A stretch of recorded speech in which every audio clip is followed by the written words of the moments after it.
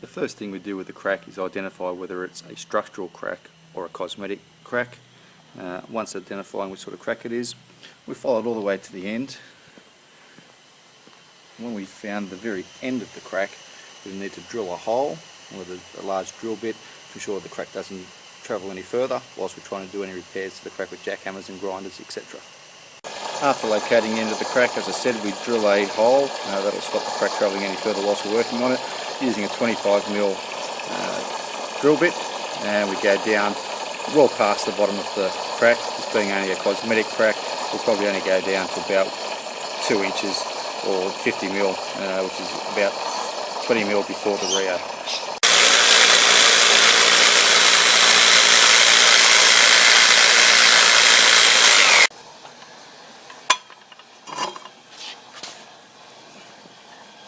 We then cut either side of the crack, or leave ourselves a chasing trail. Using a diamond tipped concrete saw, we then chase either side of the crack to give us a guide to be able to then come along and chip out with a little jackhammer. Now we have two nice clean channels cut out that we can chip to, and gives us a clean shoulder to be able to render and fill back to, so it ends up nice and smooth as a final finish. Okay, now to fill the crack, use a flexible epoxy to fill about a third of the depth. Just make sure you get a nice good adhesion to both sides.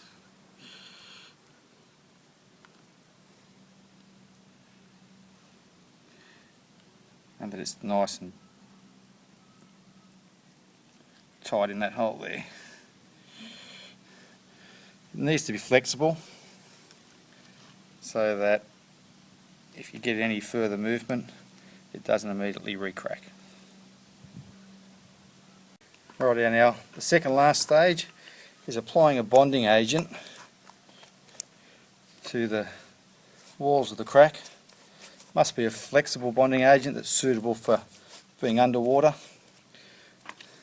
That just allows us to get a nice bond when we put the final coat of render over and cement. And now the final stage is adding some render. It's a 2-to-1 mix with washed sand and cement, and a bonding agent put through with the water just to give it a little bit more strength. Just push it into the cracks and work it nice and firm and nice and hard with your trowel. And finish it off as level as you can, and that's ready to be sponged off. And there we go, it's been rendered and patched and ready for a new interior. All cleaned up and good to go.